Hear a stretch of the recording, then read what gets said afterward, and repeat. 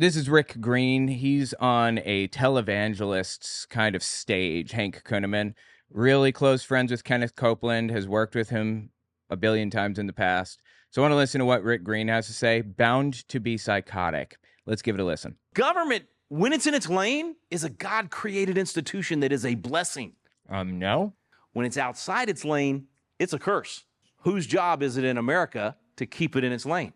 It's Your mom's. ours. And we do it through that by giving or refusing consent. Now, there's a lot of ways to give or refuse your consent. Showing up and testifying like John Amachuku does at those school board meetings. We do it at our city council meetings or legislature, whatever it might be. But the easiest and maybe the biggest long term is voting, is actually casting your ballot for the people that will then represent you in the city council, in the state legislature, and so on. So that's a way to give or refuse your consent by saying this is the best chance I've got at getting some good policies passed. When you vote for a candidate, you're not voting for the person, you're voting for the policies that they will then implement. When you vote for president, you're not voting for the person that's going to stand there and do the State of the Union and look good or not, right? You are Well, you kind of are. voting for 8,000 appointments. When you vote for the president, you're voting for that person to bring in a team to Washington, D.C. of 8,000 people that will be not just your big like Secretary of the Army and Secretary of Defense and that sort of thing, but those bureaucrats all the way down the line that are going to be making decisions that affect your church, that affect your property, that affect your child, that affect your business, all of that. So you're voting for whether to have an open border and have another 20. The border is not open, has never been open, won't ever be open. But for what it's worth, immigration is a phenomenally good thing. We should have more of it, actually. It builds the economy. There is no downside. 20 million illegal aliens. You know the actual downside? Like, if asked, you know the downside these people would give you? Not racism. They would say that it's difficult to bridge cultural gaps, and it causes strife in society because there are cultural gaps. You know what that means? That means they want a homogeneous society. That means that these Christian nationalists, these extremists, these Christian nationalists, these extremists, these whoever, want to make society more homogeneous. They want to decrease the diversity in society. When they say that, that's what it means. And I was just talking about this for my book, or in my book, actually. In 2010, September 16th, 2010, the Pope Benedict the 16th, I'm pulling this off the top of my head because I wrote about it yesterday. He delivered a speech to the United Kingdom, to the Queen. And he said, let me find it. Today, this is the Pope Benedict the 16th, September 16th, 2010. Today, the United Kingdom strives to be a modern, multicultural society, i.e., they strive to allow immigrants in, right? In this challenging enterprise, may it always maintain its respect for those traditional values and cultural expressions that more aggressive forms of secularism no longer value or even tolerate. So, what the Pope is saying here is, while trying to accomplish multiculturalism, while trying to have a less homogenous society, while trying to have people of diverse backgrounds in society, that's very difficult because people of diverse backgrounds don't get along, or people of diverse skin colors don't get along, more accurately. While trying to do that, focus on religion because non-religious people are trying to force you to give up your religious beliefs or some other shit. I don't even know. Let it not obscure the Christian foundation that underpins its freedoms, and may that patrimony, which has always served the nation well, constantly inform the example your government and people set before the 2 billion members, blah, blah, blah. Come into the country over the next 4 years, or to close the border and deport the cartels and Hamas and all of that. You're voting for that policy. Hamas coming over the border, he says. You're voting either, if we're going to stick with that, with this particular race, you're either voting for abortion on demand. On demand? Like what? You mean like you can go into an abortion clinic and get an abortion? Well, I hope so. What's the alternative? What, you want to wait like a month or two? What are you talking about? And allowing for the baby to die on the table if it's bullshit. Bullshit. That is not happening. That has never happened. It will never happen in the United States. This is one of the depraved tactics of these people. Get you emotionally involved in what's happening. Use insane language, like really say disturbing shit that is not happening. Like talking about, a baby's being ripped from the womb and all that. That's not happening. That's not how it works. That's never how it worked. Post-birth abortion has never existed. It's not real. It's a made-up term by Republicans. It survives the abortion rather than be given care. There's one political party and president and vice president. They're absolutely for that. Or you're voting for 95% of abortions to be gone and only have certain exceptions. I'm not for the. That's what it is already. That's basically the case. Under Roe v. Wade, that was the case. You can't have abortions in some cases. Like after 20 weeks, for example, it was banned. Roe v. Wade was a phenomenally good law or legislation or whatever, but it's gone now. So thank you for that. The exceptions, but in this particular case, this particular group would support those exceptions. Well, between those two, do we really think it makes sense to not vote at all? He doesn't think there should be any exceptions. Is that what he just said? Exceptions. I'm not for the exceptions. Wow. So somebody gets at 10 years old by their stepdad, and you don't think that they should be allowed to get an abortion? Really? Holy shit, bro. But in this particular case, this particular group would support those exceptions. Well, between those two, do we really think it makes sense to not vote at all and then allow for abortion on demand and for more babies to die on the table that survived an abortion? I mean, no one with It's just bullshit. common sense would think that. But if we're not using common sense and we're just going with our emotion, I don't want to get my hands dirty. I don't want That is literally what he is doing. He is using emotion to get people whipped into a blood frenzy. I don't want to be somehow connected to that person or that candidate or that party. Get rid of your feelings. You know, what's Ben Shapiro always say? Your facts don't care about your feelings. Your feelings are always going to steer you wrong. God says to reason this stuff out, to think through these things. Be ready to answer. That's why you got to think about what the actual end result of that vote is going to be. We have a real chance right now to interrupt this cycle. You've all heard this: hard times create strong men create tough times, good times create weak men create hard times. Yeah, I have heard that. However, first of all, that saying is bullshit. But aside from that, let's play that out for a moment, okay? Boomers are the ones saying that generally. Now, if we play that out and think about where the boomers fall in this list, strong men create good times. All right, let me rephrase. In this equation, the boomers had good times. So the strong men were pre-boomers, right? And good times create weak men, which is the boomers.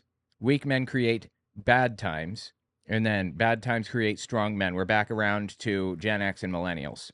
That's interesting, huh? We have a chance right now to interrupt the cycle as we're just beginning to enter the tough times. We've let He's so full of shit. weak men, and frankly, a weak culture. We've basically become snowflakes as a nation. Oh, please. We stopped doing the hard work, stopped studying. We just enjoyed the blessings of liberty, and we didn't have to work that hard at keeping it going. Well, now we're entering the tough times, and we have a choice to do the hard things like voting, showing up to Constitution classes. Boy, that's super hard voting, right? Making sure we're going out there and being salt and light in every area, all of those things to interrupt that cycle and end the tough times and get back to the good times. It takes some work, and it takes us doing it, giving of our lives. This is literally weak men creating hard times. What we're watching right now. These are weak-minded people who will fall for any grifter that rolls into town, any scam artist, any snake oil salesman like Rick Green or Hank Kunneman. They'll fall for anything that these people tell them.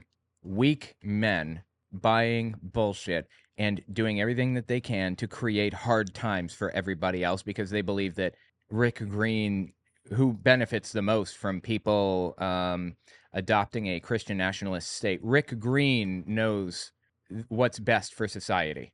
Lives, our fortunes, and our sacred honor. Your life is your time. I'm asking you to find time to go vote between now and November 5th. Now, I actually encourage early voting. I know there's some people on both sides that don't like early voting. Yeah, why would somebody not like that? What? I've always early voted because I don't know when the car is going to break down, or I'm going to get sick, or I'm going to get stuck at somewhere and can't get back home on election day. So I think if your state has early voting, you should early vote. I would prefer, my preference would be that the election is one day.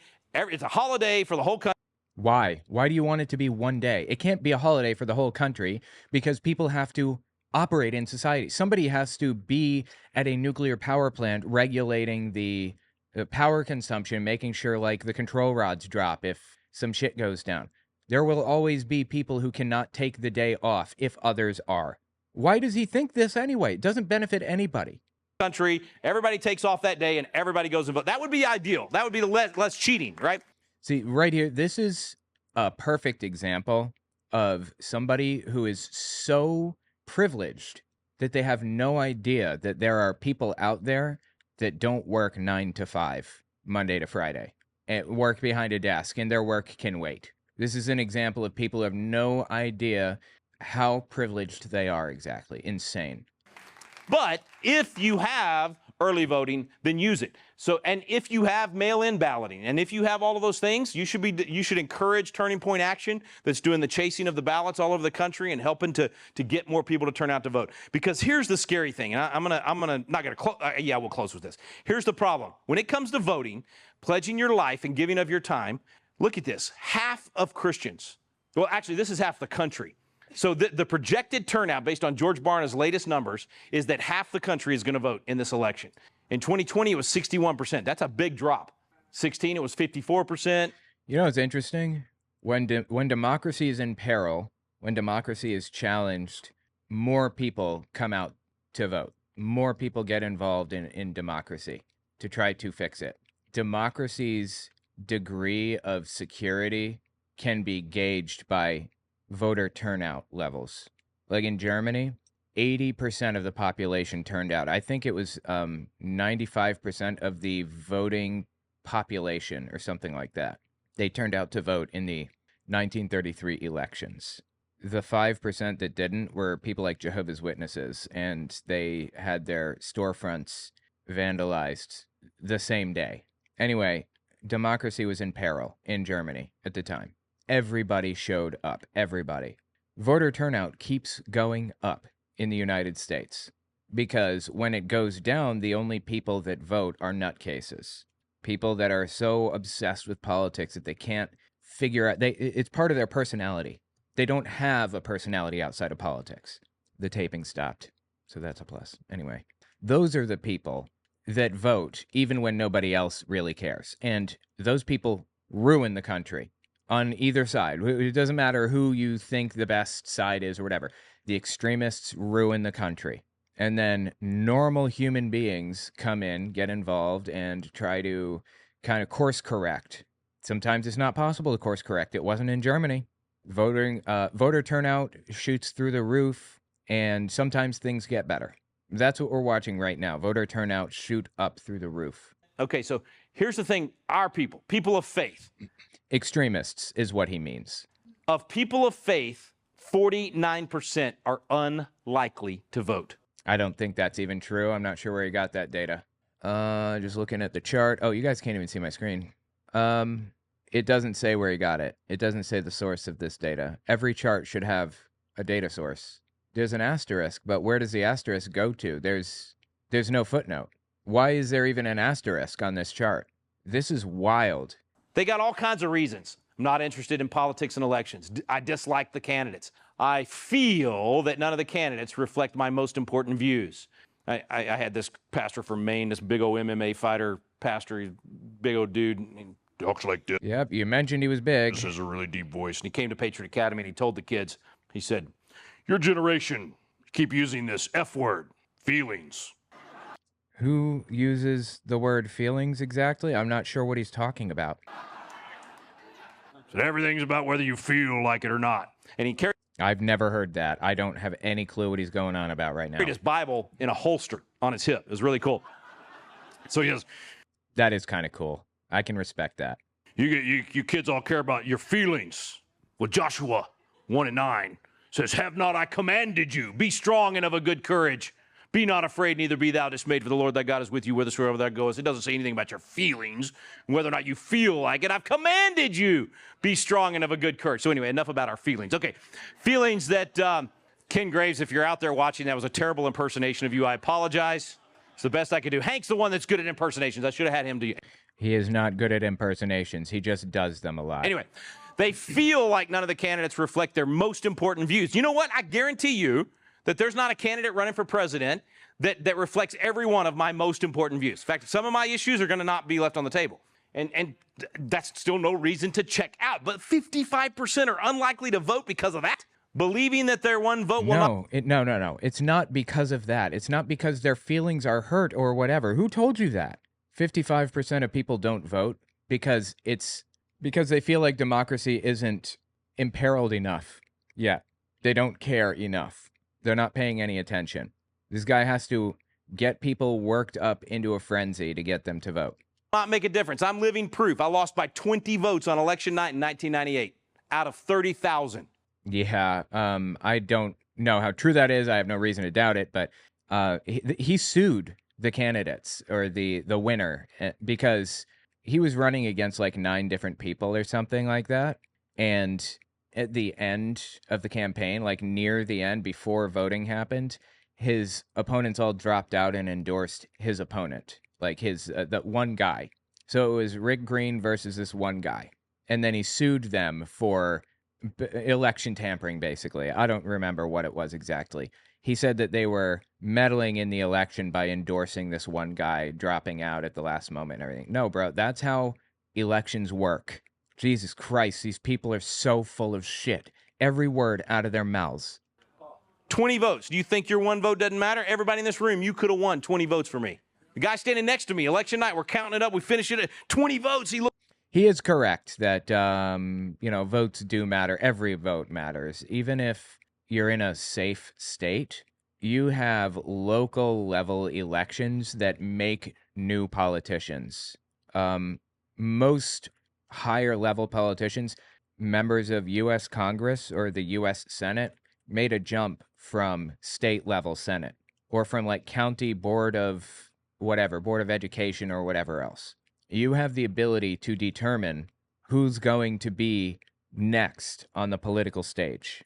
Even if you don't vote for president because you're in a safe state, fine, whatever.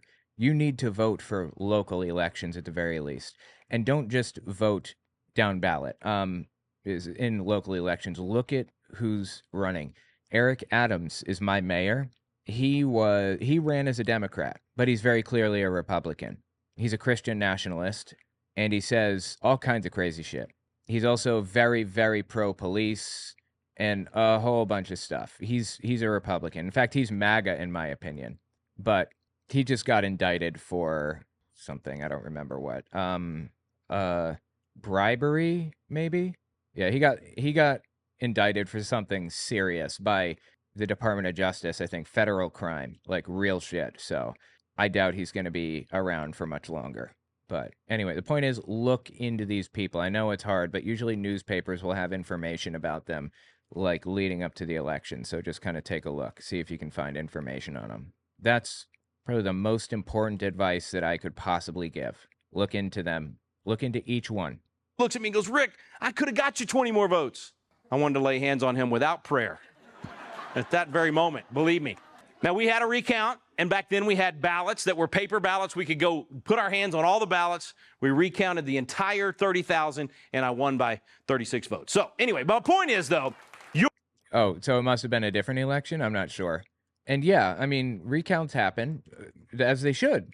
I mean, Cyber Ninja, that nutcase company who was like obsessed with the idea that Trump won incorrectly and was basically hired to do a full-blown recount. When they recounted in Arizona, they found out that Biden won by more votes than they thought. So yeah, I mean, that happens. You're dealing with millions of votes. Of course, things are going to turn out differently if you count them more carefully. And any candidate has the right to request a recount in most circumstances. So absolutely, request a recount if you think that you might have won rather than the other person. I have no problem with that. Your vote counts. Every single one of you in this room, your vote counts, and you can be a force multiplier. There's not a person in this room that if you'll put on your social Oh my God, force multiplier. He's obviously referring to like gun culture. They call guns force multipliers. So fucking stupid, dude. media who you're voting for, that's going to influence people. It's going to help. Be willing to sacred honor, stand up and put your reputation on the line and put it out there for the public and say, I'm voting for these 10 people on the ballot. Because most people don't do the homework and they don't know, so you're helping them to know who to vote for. 50% aren't going to vote because the election has become too controversial. Really? We're that wimpy. You know, That wimpy? No, they're Christians. They don't like voting for somebody who slept with a porn star while their pregnant wife was at home. That's not wimpy. That's called principle. what it is? George Barna, I just interviewed him. We're going to air it next week. He's the one that did this. He Dude, how the hell do I get over this? There's a way to get through this. I can't go up. This says it's open, but it's not open. said they're uncomfortable. They don't like being uncomfortable. My son has on over his desk a sign that says, seek discomfort. Don't be a snowflake, in other words. It's, you know what? Don't be afraid of the fight. We need to be the war horse that runs to the battle. Instead of this, it's controversial. I just don't want to be controversial. Are you kidding me? Children, When they say controversial, they mean complete fucking scumbag, actually. girls are having And see, listen what he's going to do now. He's going to get really graphic, needlessly and incorrectly. It's controversial. I just don't want to be controversial. Are you kidding me? Children, girls are having their breast cut off. They're castrating boys. This is not true. This is not happening.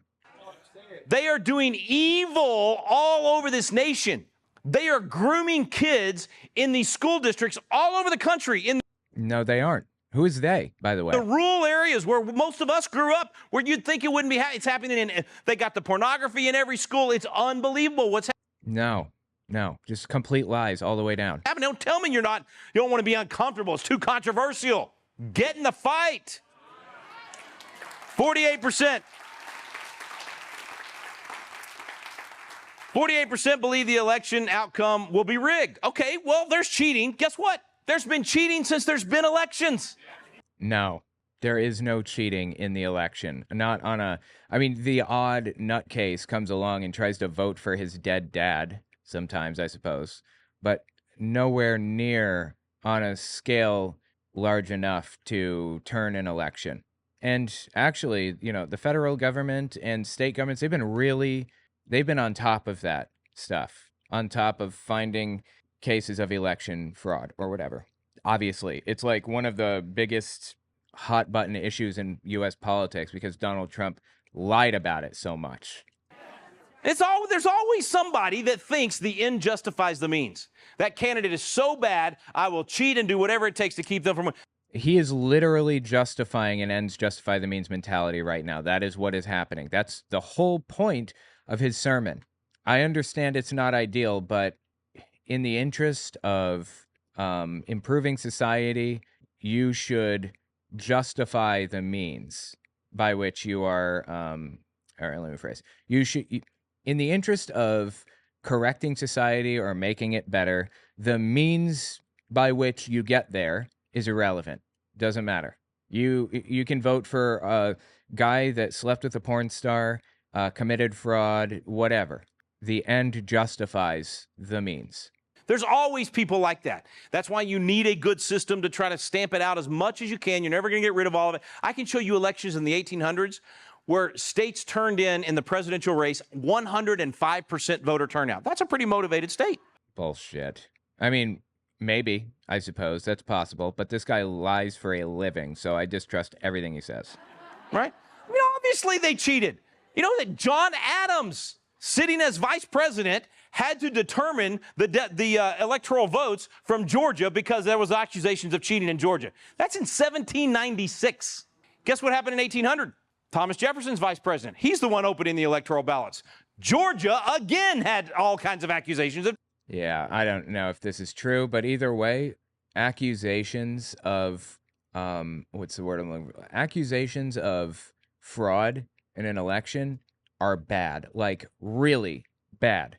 It destroys a country to have those types of allegations.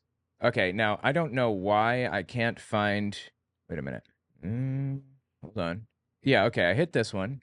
Then there's this one. I'm so confused by this. Let me just put some markers down here real quick. And then there's one right here. He's gonna delete these. I don't. Yeah, there's nothing there. Up there, and then I think there's one. Yeah, there's one right here, and I believe there's one right here. So I can go to any of those locations, and it should just be a straight shot from here because I'm on the other side of the. Yeah, so you just go to light blue now. Okay. Cheating, and he unilaterally made the decision. 1960, the race was so close in Hawaii in the Kennedy-Nixon race. Nixon's vice president. He's the one that opened it. That, folks, it's been that way. 2020, if it has not been that way. This whole thing about election cheating and all of that stuff, this is brand new. To this degree, at the very least, it's brand new. It was not like this before. And it is truly deeply disgusting to me that this guy and others are justifying this shit. What is wrong with him, honestly? felt different in a lot of ways because in some ways it was worse than we had seen, but that kind of stuff has always happened. So we don't check out because the other side's cheating. Like, what kind of stuff has always happened? You talking about, like, dead voters voting? No, it hasn't. What are you talking about? You talking about, like, ballot machine, counting machines or whatever being turned? No, that shit has never happened, literally ever, including in 2020. We look for ways to stop the cheating, and guess what? If you win by so much they can't steal it. I don't get why they say this. This makes no sense at all. If they're cheating, then they can just set the vote count to whatever they want, right? What do you mean by this? Then you thwart all of their activities, which is what I think God's doing in this one. All right, 48% not knowing enough about the candidates to choose one, so that's where we help, right? We put out the information. So we have to turn this around, folks. We cannot allow for 41 million Christians to not show up next month. 41 million Christians. Can you imagine? We would, I mean, every level of government. He thinks that he has the backing of every single Christian in the United States. He doesn't.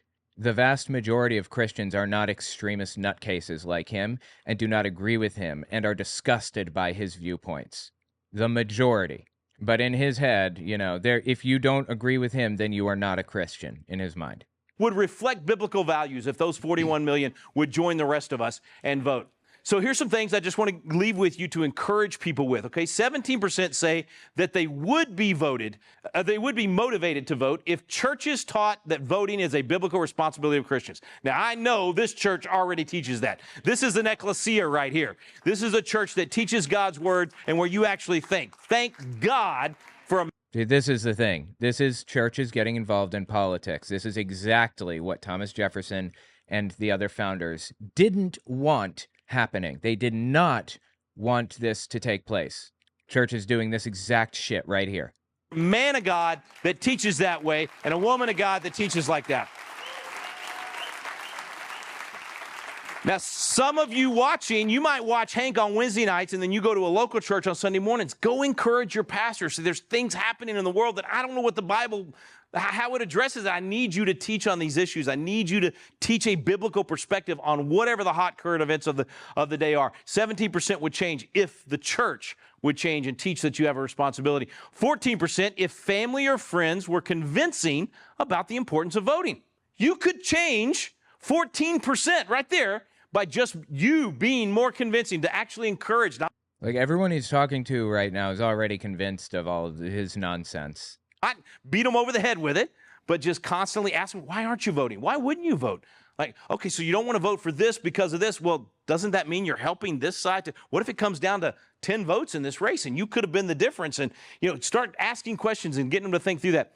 14% if they thought the race was close enough for their vote to make a difference. You realize the presidential race right now is a 1% vote? That's what they're saying. I'm with Hank. I don't think it's actually that close. Oh, my God. Close, but that's what they want everybody to think. So at least tell those people, look, here's what the polling's saying. It's that close. Your vote absolutely matters. Wow, so for a split second, he was honest and acknowledged that it's very close. And then he backed right back into the position. Well, Donald Trump actually gets like 80% of the vote.